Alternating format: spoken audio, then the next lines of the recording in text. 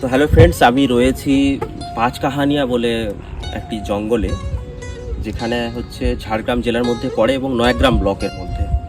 তো সেরকমই যে জঙ্গলটায় আমি দাঁড়িয়ে আছি তোমরা দেখতে পাচ্ছ, ঠিক জঙ্গল থেকে 100 মিটার দূরে হচ্ছে ফরেস্ট রেঞ্জার অফিস।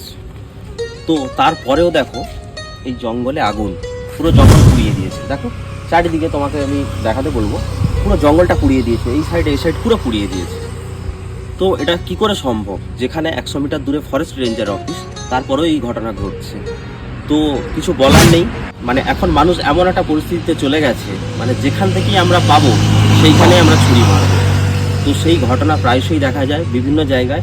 তো জঙ্গলকেও সেভাবে মানুষ, কিছু এক শ্রেণীর মানুষ, সবাই নয়, কিছু এক শ্রেণীর মানুষ সেরকম ধ্বংস করার চেষ্টা করছে। সেই জঙ্গল থেকে যারা বিভিন্ন কাঠ, মধু সব সংগ্রহ করে, তারাই দেখুন এইসব জঙ্গলে আগুন লাগিয়ে দেয়। এটা তো আর বাইরের লোক এসে আগুন লাগাতে যায় না, লোকাল কিছু মানুষ রয়েছে যারা বোঝে না, তারাই এইসব কাজ করে। তো ফরেস্ট ডিপার্টমেন্টের কাছে আমার রিকোয়েস্ট যে এই ঘটনা যাতে না ঘটে, নাহলে একদিন দেখবেন আমাদের পৃথিবী ধ্বংসের মুখে চলে যাবে।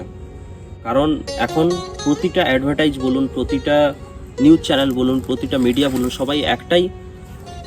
সবার একটাই উদ্দেশ্য যে জঙ্গলকে বাঁচানো বা এই পৃথিবী যাতে সবুজে আবৃত থাকে।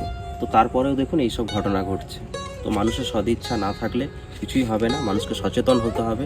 সবাই সচেতন হন, জঙ্গলকে ভালোবাসুন এবং জঙ্গলকে টিকিয়ে রাখুন, যাতে এই জঙ্গলকে আমরা সঠিকভাবে ব্যবহার করতে পারি। তো সবাই ভালো থাকবেন, সুস্থ থাকবেন। জয় হিন্দ।